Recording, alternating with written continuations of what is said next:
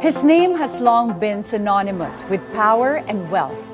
From kingmaker to a legend, this is the latest evolution of Ilocos Sur's most prominent political figure. Good morning. This is Attorney Karen Jimeno, and this is At the Forefront. From the day he took office back during Marcos Sr. to his role as a kingmaker, backing the presidential campaign of Bongbong Marcos, Chavit Singson has never shied away from controversy or challenge. After withdrawing from the 2025 Senate race to look after his health, he has cemented his legacy through a book that boldly proclaims him a legend of the Philippines.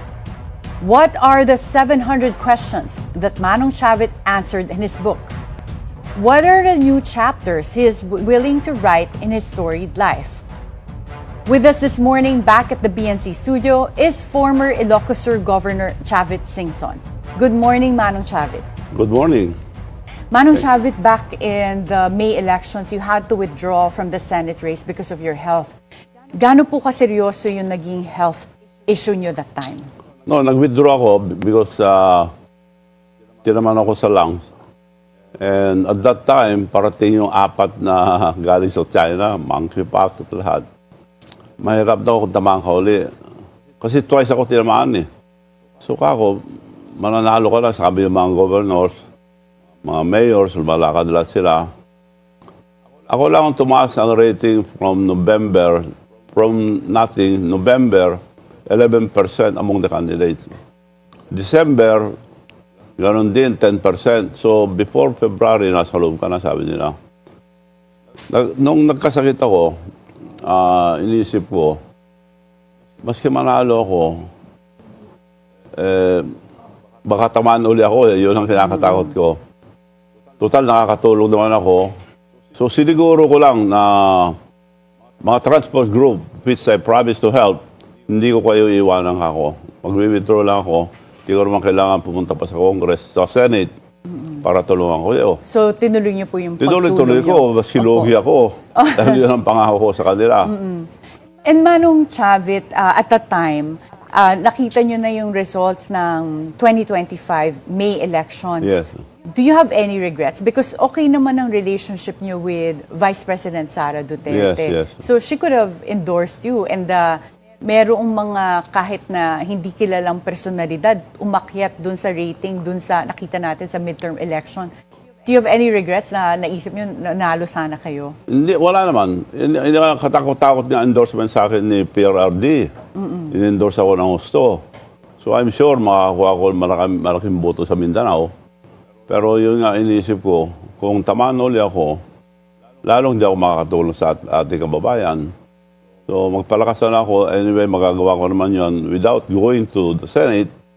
Dahil pangako ko yan, that's the reason why I mentioned that mag-withdraw ako, pero hindi ko kayo iiwanan, ituloy ko pa rin lahat yung pangako ko sa transport group. Ang modernization program, matagal ng programa ng gobyerno yan, never implemented. Because for so many reasons, yung mga nagbebenta sa nagsusupply, mataas masyadong presyo, hindi nila kaya. In fact, sinubukan nila, nagkalugi-lugi sila. So ngayon po, tinutuloy niyo itong modernization program? Tinanong ko sa kanila, ako tutulong lang, ayaw ko yung mabintangan na mag-negosyo ako. Dahil tulong ko ito. Dahil meron akong factory sa Korea. So, magtanong muna kayo ng presyo. The transport group, magtanong sila ng presyo bago ko ibigay yung presyo ko kako. So they went to Korea, China, the whole country. So ngayon po ba mas mababa ang binibigay niyong presyo? Hindi niyo pinagkakakitaan yung modernization program? Ang bumalik sila sa akin, nahanap na namin pinakamura. Ang nahanap namin, galing na kami sa Korea, China, dito. Mas mahal nga dito ng 3 million eh. So nahanap na namin 3 million, pwede ba kaming tumawad? Matulungin ka naman. 2.6. No, 2.4. 600,000 kagad binawas. Saan nakita nila? Kako, kaya ko yan, kako. Pero kinukompute ko noon, maski na 2 million, kita na ako. 1.8, kita na ako. Binagsak ko pa ang presyo. Pero ngayong Manong Chavit, marami po kayong natutulungan kahit wala kayo sa politika. Would you consider to run again in 2028? Wala pa sa plano ko yun. And ngayon po yung libro ninyo that you just launched, Chavit, Legend of the Philippines. Bakit niyo po naisip na gumawa ng libro? Hindi ko naisip yun. If you recall, when I used my golden gun, magbala ng pera, nag-trending dito. Nag-trending din sa Poland. So mga writers sa Poland, headline doon, napag-usapan doon, nagpunta sa Pilipinas, hinanap nila ako. At nagtanong-tanong kung pwede rin gawin yung storya ko. Pwede naman ako, pero I'm too busy. Sama kayo sa akin, ako. Sumama-sama sila sa akin. Maski abroad, sama sila sa Ito plano po ko. si Maciej Mikurda. Maciej Mikurda. Yeah. So She's kaya from pala siya Poland. Polish because they really sought you out to make this book with you. At ano po yung dahilan bakit nyo naisip i-launch on June 27? No, sila na nag-launch yan. Nahanda na nila. Ginawa nila yan. Sila lahat gumastos. Ang sabi sa akin, ang style niya, question and answer lang, question and answer. Yeah, but you have to go with me, ako. So, pag travel ko abroad, kasama siya. And Manong Chavit, in this book, you answered 700 questions that were thrown at you by this Polish author, Maciej. Ngayon po, at the forefront, we'll ask you 7 tough questions.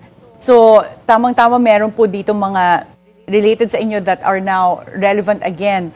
25 years ago, nasa sentro kayo nung expose on weteng and illegal gambling operations that involved Atong Ang and then President Joseph Estrada. Yes. Nauwi ito eventually sa impeachment and sa conviction ni President Erap for plunder.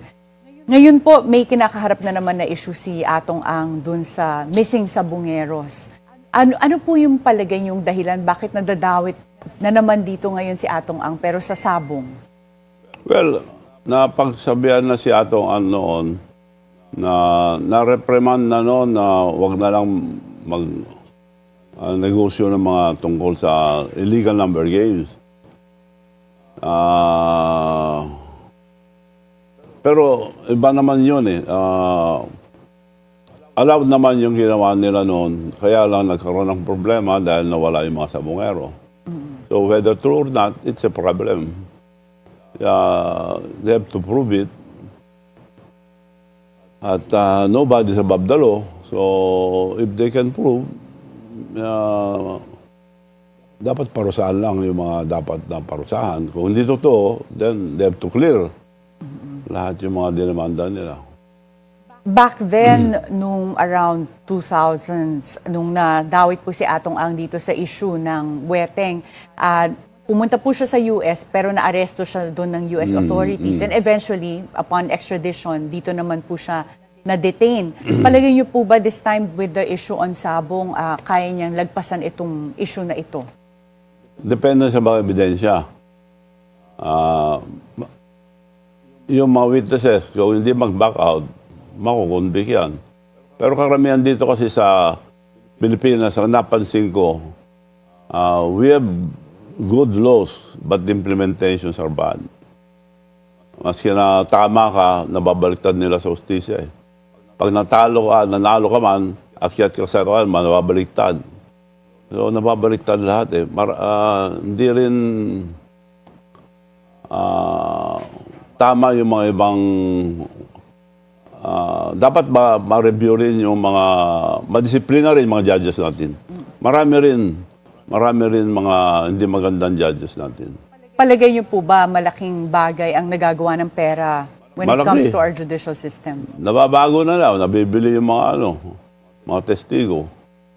Maraming mangyayari diyan dahil wala tayo isang salita. Dapat mayroon tayo isang salita, aangat tayo. Sa ibang bansa, bawal magsinungaling eh. Dito, ordinary na magsinungaling. Well, dapat dito, paparusahan, dapat lalo na pag under oath, pwedeng ma-perjury. Pero hindi po ba ito na i-enforce? Wala eh. But back then, nung nagkaroon po ng itong issue na ikaw po yung naging whistleblower nung time na merong issue on the wedding, ngayon po ba, kamusta na ang relationship niyo ni Atong Ang? Okay naman, nakiusap. Sige, uwi ka, pero tumestigo ka. Tumestigo naman siya. Yun po yung time na yun, back in the year Ang 2000. ano doon, ng impeachment, everybody akala atras ako. Kasi oras na sinabi ko, hindi ko matras. Pag sinabi ko, yun na yun. Kasi kung atras ako, yun ang kabilin-bilin na ng tatay ko. Kung may sinabi ka, kailangan gawin mo. Kung mawalang credibility mo, nobody will believe you anymore. Wala kang kwentang tao. So, nung sinabi ko, sigurado ko hindi ako atras. Well, of course, mga iba, atras yan, sa pressure. Mga abogado ko, lawyers, lahat. Huwag kang lalaban. It will be against the word of the president and you, and he's a very powerful president. Pero ako, isa lang ang rason ko is survival. Kung hindi ako lalabas, mas madali nila akong patayin eh. Sinungaling pa ako. So, tinayuan ko talaga na kaya hindi na ako nalito sa Senate dahil tutulad ang sinasabi ko. Never nagsinungaling ako. No regrets po that time. Ngayon, Although, ang ano ko lang, kaibigan ko, so right away, nagkaibigan kami ni paring Erap. so ngayon po reconciled na rin kayo ni former President Erap. Yes, nagpupunta na sa bahay, nagpupunta rin ako sa bahay niya. Right away, nung nag-umpisa yan, nung namatay nung nanay niya, nagpadala ako Bulaklak. So, siyempre, nagtawanan sila doon na, si Javi, padala Bulaklak, dapat siya nandito, sabi. May nagsabi, dapat daw nandito ka. Pupunta ka agad ako. Nagulat lahat sila. Because I'm not guilty. Yeah, so ginawa nyo lang yung naisip nyo dapat yung gawin back then. Kayo po ni Atong Ang and Gretchen Barreto, nakakasama niyo po ba sila? How would you describe their relationship? Well, mahirap pakialam sa relationship nila. Mahirap madamay sa marites nila. Although nakikita naman sila magkasama palagi sa sabong.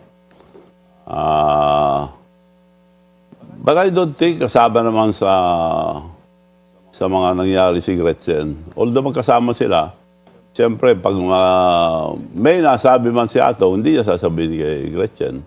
Especially yung mga bagay na yan na tungkol sa problema sa sabungan. Although kasosyo siya sa sabungan. So you believe po na investor lang talaga yung role ni Gretchen dito sa sabong? Yes. I believe na investor lang si Gretchen. Meron pong kaming picture dito with sabongeros and lumabas itong litrato naman kung saan si Alan Bantiles, yung sabongero na whistleblower, ay kasama kayo sa isang gathering po along with Presidential Communications Secretary Jay Ruiz. Kilala niyo po ba si Alan Bantiles? No. Nagkita lang kami sa isang okasyon. Hindi ko kilala eh. Siyempre sa occasion, marami akong namimit na tao. Dami nga nagpapapicture sa akin, hindi naman makahindi. Meron pa rin ako nakapicture na drug lord. Uy, nung po-picture sa'yo, drug lord. Hindi ko alam. Kasi even the president before, President Duterte, may nagpapapicture. Hindi mo kasi mapili eh. Kaya, masama ka ba tao? Baka hindi ka pwede. Oo nga naman. So, lalo na for Filipinos na nasa kultura natin. natin. Pagka may pa-picture, sige. Yun. So palagay niyo po ba may credibility siya to be a state witness? Kayo pinagdaanan niyo rin yun na you had to be a state witness. They have to be consistent. Kung anong sasabihin nila, dapat, kung hindi totoo yung sinasabi, madaling manito eh. Mahirap ang sinungaling. Tignan mo lang sa mata nila, kukurap yung pagkasinungaling. Tsaka yung consistency siguro ng mga sagot po. Baski tignan ako sa mata, hindi ako babago dahil totoo lang sinasabi ko. Mahirap ang sinungaling. At yun ang number one na ano ko sa buhay, hindi ako nagsisinungaling. Nobody is perfect. Pag nagkamali ka, say sorry. Simple lang. Yung mga iba kasi, tinutuluyan na maski sinungaling na, tinatayo ng sinungaling. Balang araw, mahuli ang mga yan eh. Yung kayo po yung, na-involved din po ba kayo sa sabong at any point dati? No. Nagsasabong ako ever since. Bata pa ako, nagsasabong na ako. Pag iniimbit ako, maski na hindi ako makapunta, papadala ako ng mga manok para lang sumali. Then, pag ako naman nagpa-derby, sumasali sila. Parang nag-iimbita sila, nag-iimbita rin ako. para sa paderby ko, paderby nila. Kanya-kanya kasing schedule. So you naglalaro po kayo ng sabong pero never kayo nag-invest or nag-operate ng sabong? No. Totoo po ba na minsan yung betting sa sabong umaabot ng mga milyon? Yes, million. 4 million, 10 million, gano'n. Per person? Or Per sabong. Per sabong. Nagpustahan, 2 manok. Parang mahal pala talaga na... Kung minsan kasi yung kalaban mo, magaling yung manok niya, pinupustahan niya ng marami. Nagkataon na magaling yung manok ko, pupustahan ko rin. Pero nasa kultura talaga natin mga Pinoy itong sabong dahil pa sa mga panahon ng Kastila. Yes. Paano po din yun naisip na ngayon, do you think meron talagang dahilan bakit paano nauwi dito sa mga missing sabongeros? Well, iba nung araw, may mga nahuhuli talaga ng mga mandadaya. Dapat lang binubugbog yan o pinaparusahan kung gusto nilang justice agad. Kung dademanda mo kasi walang mangyayari. Iyon naman, iba naman yun. Kung talagang pinatay sila, hindi tama yun. Dapat lang pinarusahan lang. Yung mga, kung meron pong pumatay, dapat parusahan yun. Hindi mo ba avoid yung mandadaya ever since Paano kasi po ba nagkakadayaan sa sabong? Natin national national na laro ng Pilipino ever since. Yeah, actually nababanggit din siya sa mga lumang batas natin, talagang nanggaling sa mga Kastila. But paano po ba nagkakadayaan sa sabong? Marami. Noong araw, yung tari nila ng lason, pag nasugat siya sa balok, mahapdi yung takbo na. Pero kaya pinupunasan na ngayon yung mga tari. So may history pala talaga ng pantadaya. Meron. Yung mga iba naman, binabali yung buto para pag bitaw, nababalik agad yung pakpak nila o yung buto sa paa. Nahalata naman agad. Sa mga pumupusta po, paano sila nakapangdaya? Yun nga, alam nila yung manok na matatalo. Kaya doon sila pumusta sa kabila. So may kakutsaba rin sila doon sa mga may-ari ng manok? Yes. You've also been known as a political peacemaker. Ikaw lang yung isa sa mga rare siguro na tao na meron kang pagkakaibigan kay President Bongbong Marcos at saka kay Vice President Sara. Sinubukan niyo po ba silang ipag-ayos simula nung nagkaroon ng hidwaan itong unity team? Well, nung inumpisa ko yan, ang totoo niyan, Sara, sigurado na mananalo for president. Nobody could beat her. Very popular at that time. Now, si Bongbong naman, nakiusap si Amy Marcos sa akin, natulungan si Bongbong for his vice presidency dahil dinaya lang, sabi niya, tawagin muna yung mga leaders sa North bago ako makapagbigay ng desisyon ko na tutulong sa inyo ako. I will invite them, Manong, all the leaders in the North, but I'll use your name because you're the president of the Mayor's League. Sige ako. Nimbita niya, dumating naman lahat. So, pagdating doon, sabi ni Amy, thank you for coming. So we could start the early campaign of Bongbong for Vice President. Dinaya lang sabi niya. But Manong Chavez sa plan. Manong, can you tell us a plan?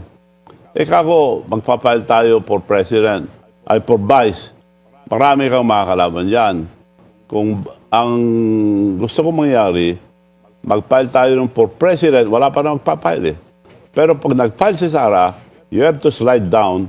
Then I have the leverage to talk to Sara, ikaw ang Vice, protected ka na. Palakpakan sila, si BBM, salamat Manong. Bawal pa noon ang lumabas. COVID. So, nakiusap ako sa Department of Health, pwede small group. So, nag-ayos ako, being the president of the Mayor's League, regional mayors. Isang region, lahat ng mayors.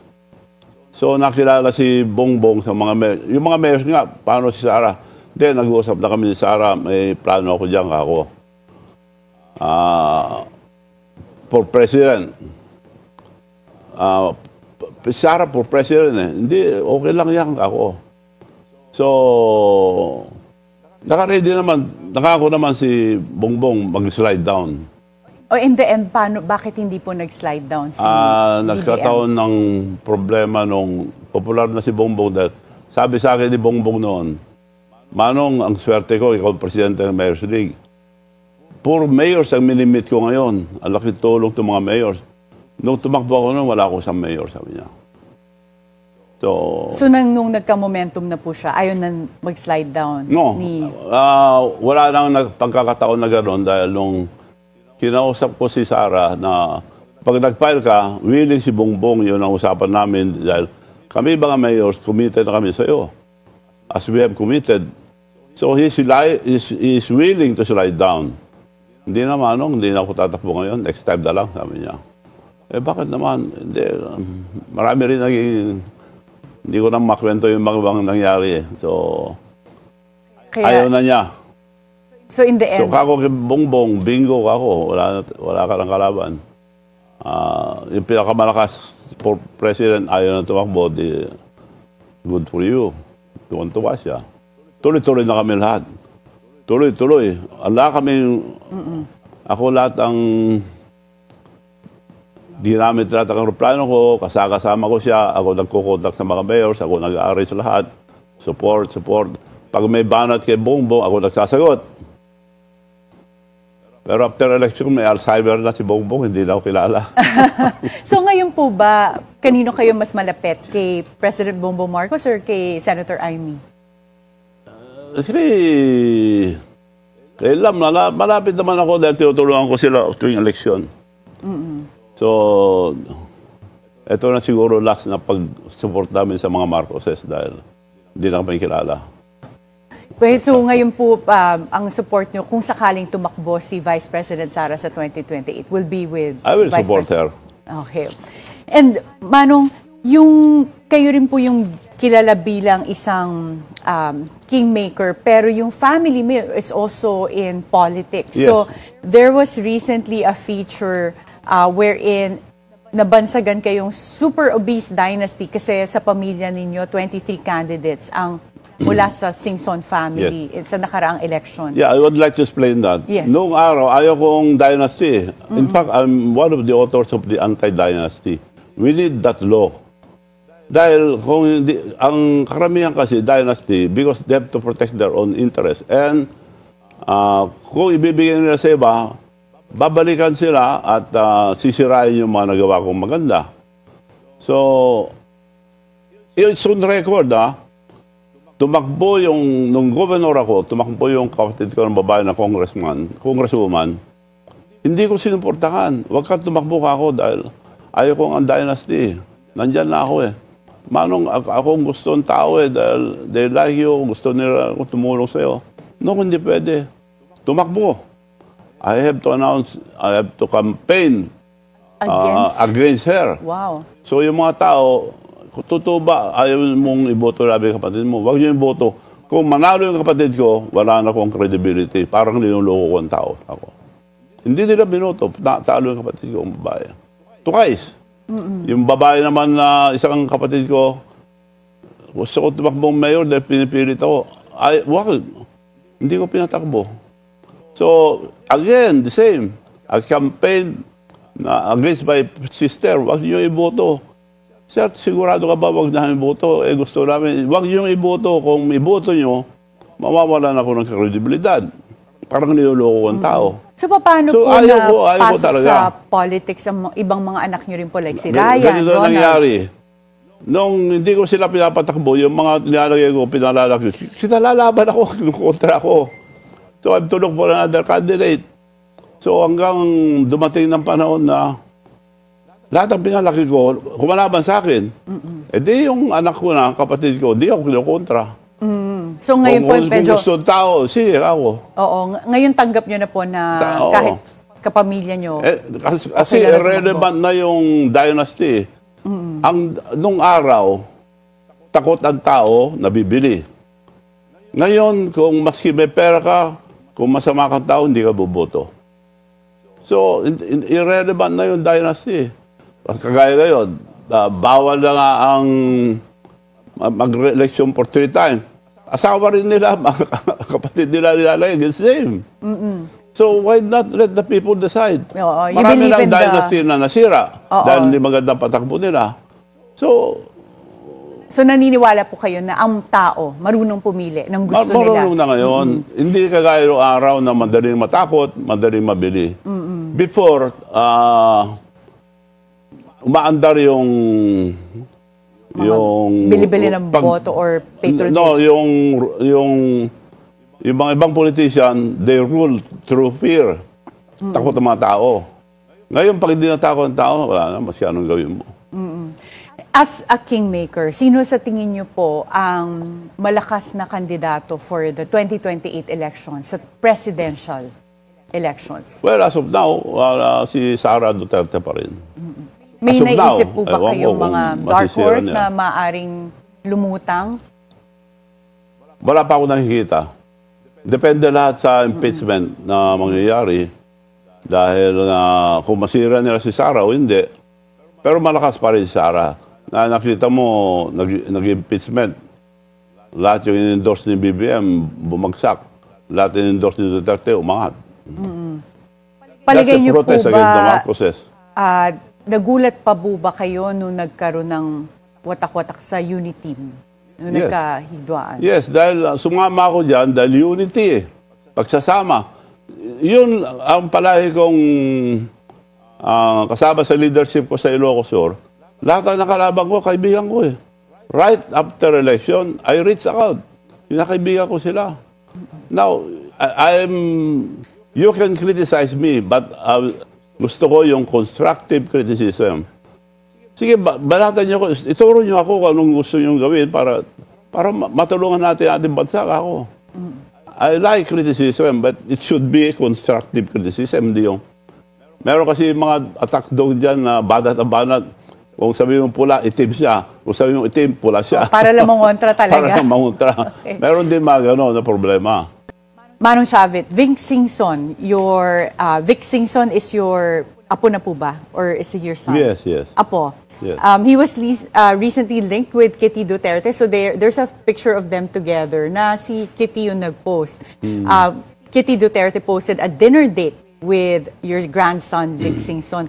Nagulat ka ba na mukhang nagde-date itong dalawa or mukhang meron silang relationship? Hindi naman ako nagulat dahil natural sa binata yan. Pinagsabihan ko lang kung talagang kailangan mahalin mo yan kako, huwag mong lukuhin kako. Matindi yung lolo niya. Ay, yung dad niya, ang matindi. Pero, alam niyo po ba na magkakilala sila? Hindi kayo Nabanggit nagulat? lang noon na nagkakilala sila. Ilan po ba ang total na apo ninyo? Wala akong apo. Wala ka pang apo? Wala. Na ano? Tito ang tawag sa akin eh. Sabi ko parang galing naman. Wala po. Ilan po ang pamangkin ninyo? Marami. Madami. So hindi nyo nakakount na? Hindi ko na mabilang. Oo. Pero kung sakali magkatuluyan si Vic at si Kitty, matutuwa ba kayo sa Yes. North and South? Very strategic. Yes, yes. Naisip niyo po ba mag-politics eventually si Vic? Well, if they go to politics, that's a good combination. Yeah, that's true. North and South. Yeah. Yeah. And kayo po ba, kung yung mga apo/pamangkin ninyo, hindi nyo nabibilang, yung mga anak po, ilan ang total na anak ninyo? Dalawa. Dalawa lang? 2 dosena. 2 dosena, okay. Kasi sabi ko, teka, 2 lang? Okay. At anong age po yung pinakabata ninyong anak? 11. 11. Kasi meron kaming picture dito, Happy New Year, kasama yung family nyo. Napakalaki po talaga ng pamilya ninyo, no? Pag-reunion po ba, like Pasko, New Year, nagsasama talaga yung 2 dosenang anak Saka hindi lang plus mga apo? occasion, meron silang Viber group. Pag nagpatawag ko, present lahat sila, magkakasama lahat sila. Bible group? Viber. Viber, kasama Viber. nyo silang lahat? Yeah. Kamusta yung usapan nyo doon? Wala. Palitaan. At pinagsasabihan ko sila. And gumawa na ako ng korporasyon, 24K. 24K? Oo. Hindi na kayo umaasa na madadagdagan pa ang Hindi na. anak ninyo? Pag may lumabas, fake na yun. So confident kayo na alam niyo po ang lahat ng anak ninyo, accounted Yes. for lahat? Yes, yes. Oo. Dahil pili naman eh. Hindi naman ako yung kung sino-sino lang nakamit. Okay. Sino po ang pinakamalapit sa inyo? Out of the 24, meron po ba kayong closest? Wala. Malapit lahat sila. Wala akong pinipili eh. Ayaw ko may magselo sa kanila. Kung sino patulong, tutulungan ko. Among them, may nakikita po ba kayong pinaka-nagmana sa inyo? Mabait yung bagong city mayor ng Bigan, si Randy. Yun ang magandang ugali. Nakita ko mula bata. Walang interes sa eleksyon. Nataon lang. Nataon lang na kinuha siyang vice. Tapos yung mayor na kapatid ko, ayaw na tumakbo. So siya ang ginawa ko. Dahil may kalaban. So, nagka-problema kami dahil I have to look for a vice mayor dahil akyat ng mayor, si Randy. Nung sinabi ko Randy, ikaw ng mayor, naghanap ng vice, mga konsehal. Nung nag-file sila, walang lumaban. So, ano po siya? City of Mayor of Bigan. Mahusay yun. At ang napalitan niya po ay yung former mayor na si Bonito Lahat Singson. naman mahusay sila. Pati yung vice governor ngayon, anak ko, dati ng governor. So, magtatrabaho naman lahat. Sino po ang pinaka-nagmana sa inyo sa pagkagaling sa negosyo? Hindi ko pa malaman. Pero wala pang tatalo sa akin sa paggastos. Sa paggastos? Kayo po ba ang pinaka-magastos? Magastos ako dahil inuubos kong pera ko eh. Bakit yung inuubos? Hindi ko na madala pag namatay ako eh. Pero sa dami po nila, wala po bang humihingi ng mana or umaasa na sila yung magmamana ng malaki? No, hindi ko sila. Anong negosyo nyo? Binibigyan ko kapital. Mas gusto ko yon. I don't want a dole out. Gusto ko reward system. Kung magnegosyo sila, magnegosyo kayo. Hindi ko kayo bibigyan ng pera, ako masisira lang kayo. Hindi po kayo nagsispoil. No. Kahit na kilala kayo na napakayaman, sa mga anak nyo, kailangan pagtrabahuhan nila ang pera. Matuto kayo. Ako bata pa, nagtatrabaho na eh. I used to sell peanuts and soup drinks sa sinehan namin. Meron kami dalawang sinehan na nung araw. Nagtatrabaho na ako. Then sumasama ko sa construction daddy ko. Nung nagkagulo, umuwi sila sa Manila. Nagpaiwan ako na mahala sa construction namin. Lahat ng negosyo, batang-bata pa ako. So, sanay na ako sa trabaho. So kung ganun po, ano ang pinakagalanting regalo na binigay nyo sa kahit sino sa mga anak ninyo? Well, wala naman akong regalo. Kung ano lang nila binibigay ko. So, pinagsasabihan ko lang sila. Nung bili ng tatay ko na ingat kayo sa sabi nyo, kung meron kayo sinabi, kailangan tuparin nyo at bulas na mawala ang credibility nyo, wala na kayo silbing tao. Meron mga magagaling magsalita, walang naniniwala dahil alam nila sinungaling eh. Pero ako nagsalita, isa lang. So alam Naikli ako magsalita eh, pero totoo yung sinasabi ko. Sa mga anak niyo po, ano yung pinakamalaking hiningi na sa inyo? Na meron na ba rin pabili ng private jet or... Wala pa naman. Negosyo lang. Humihingi sila ng negosyo, binibigyan ko. Pinaalalayan ko. May mga alalay sila, gina-guide. So, anong negosyo gusto nila?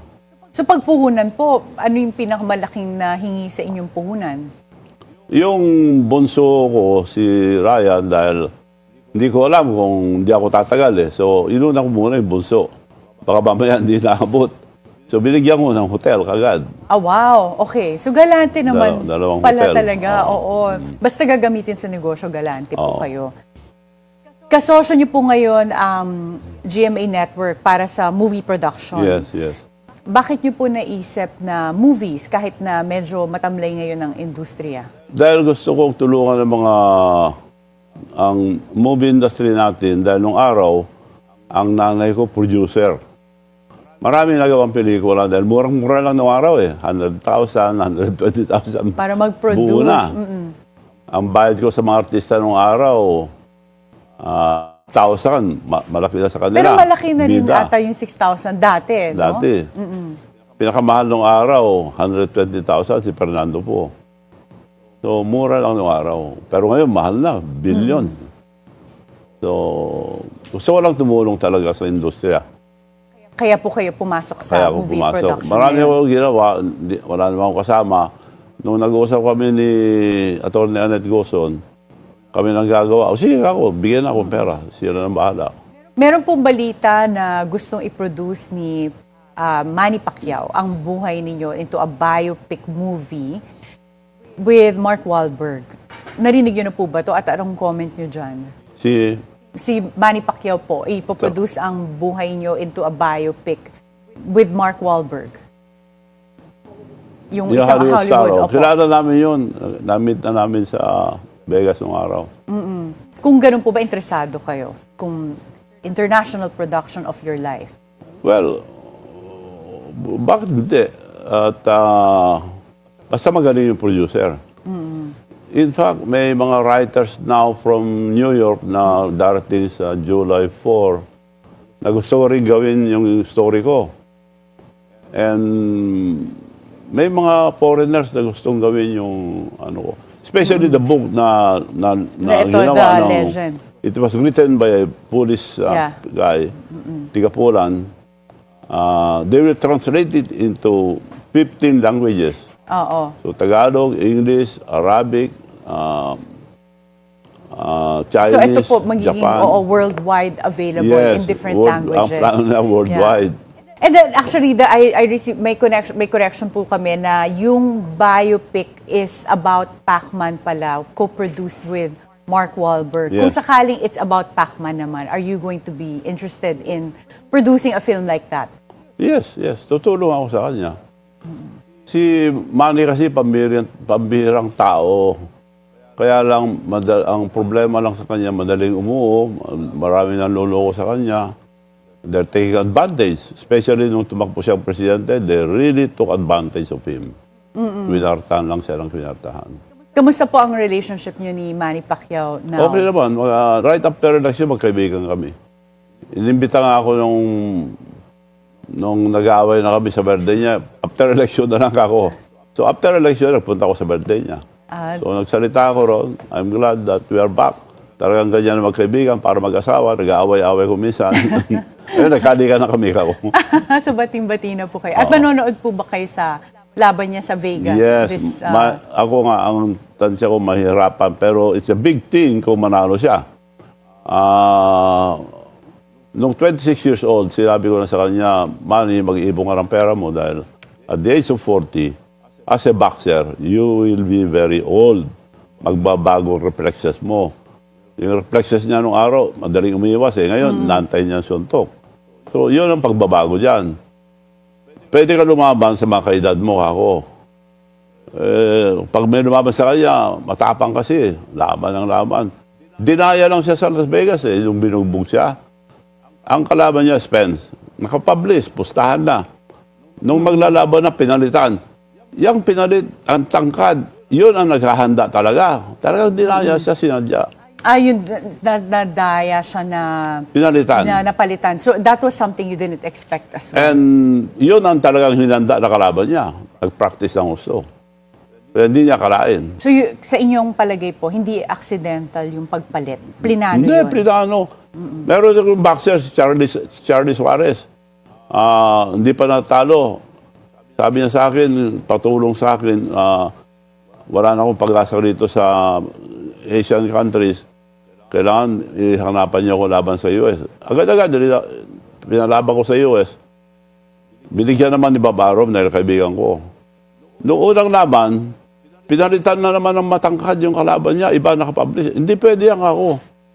So, pinalitan naman. Pangalawa, nanalo na naman. Ganun din, pinalitan na naman.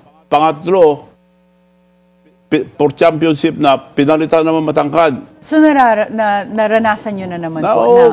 May mafia rin dyan eh. Yung last fight niya, hindi na ako makaindi dahil kung hindi ko tatanggapin, lalayo siya sa championship. Maski matangkad, linabanan niya, tinumba niya. Ito nanalo for championship na, si Navarrete. Naglaban sila, nung nakasuntok si Charlie Suarez, pumutok si Navarrete, pinahinto laban. mananalo na eh. Dahil nga, So talagang nakatama. nangyayari po ba yan sa ano pala, yung mga dayaan? daya na naman dahil hininto na, pinanalo si Juan. Minenos, headbutt, sabi. yeah. Lahat ng nanonood, pati judges, walang headbutt. Nagreklamo ko sa World Boxing Organization. Pinalitan naman ng desisyon. Okay. So meron naman po kayo nakuhang remedy. So dahil po kinukulang na tayo sa time, we'll have round-up questions. 7 round-up questions. And mabilisan sagot lang po.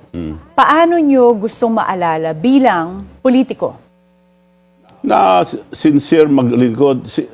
Ang politiko kasi, hindi lang yung... Ang importante, you are elected to serve, not to be served. Yan ang kabilin-bilinan ko sa mga anak ko. Bilang negosyante? Bilang negosyante, you should be sincere. There should be enough for everybody. Don't be greedy.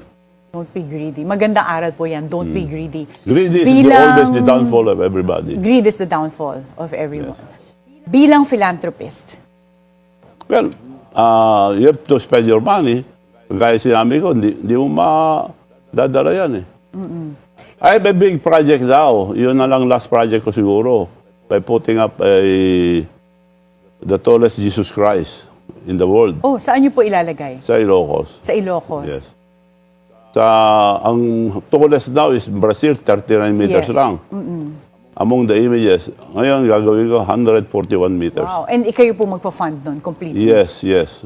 Bilang kingmaker, ano po yung gusto nyong iwan na legacy bilang kingmaker? Well, in a I few hope words. makahanap tayo ngayon ng sincere na leader. Stricto rin, pero yung walang sa pera. Hindi interesado sa pera. Ideal po yan. Bilang father? Well, father, huwag ka na mag-anak kung hindi mo masustentuan. Kaya kayo, but 2,000, kaya sustentuhan lahat. Yung mga anak ko. Bilang grandfather? Hindi pa ako grandfather. Ang uncle na lang, uncle. Kasi lahat ng apo nyo, mga pamangkin lang. Bilang, grandfather or uncle, ano po yung gusto nyo iwang legacy? Na hindi nagsisinungaling, yung totoo lang lahat. Dapat matuto tayo lahat na hindi magsinungaling. Sa ibang countries, binabati ko siya nagsisinungaling eh. Dito, bale wala eh. Oo nga. Dito, madaling magsinungaling Madaling kahit... magsinungaling. Bilang lover, anong legacy po gusto nyong maalala kayo for? Well, lover, kailangan mahalin mo yung hindi sa beauty. Kailangan sa puso, yung magandang ugali. Yun naman ang pili ko dyan eh. Yung magandang ugali, mabait. Kaysa maganda na hindi naman mabait. So, kailangan mabait. Importante. Mabait. Opo. Sayang kulang na tayo sa time, Manong Chavit. But before we go, sige, we'll tell everyone. Ito yung libro ninyo, The Legend of the Philippines. Chavit. Yan, hindi ako ng title na sila. Chavit, The Legend of the Philippines. Imagine, no? Tapos mga Polish pa yung nag-reach out to write this. Saan po pwede mabili to? Online. Online. So, available na siya dito sa Pilipinas. Online. Okay, thank you so much, Manong Chavit. And we hope to have you back here again. Lagi pong bitin every time we interview. Salamat din. Ako papasalamat at nakapanayon ko ating mga kababayan. Maraming salamat po. Thank you.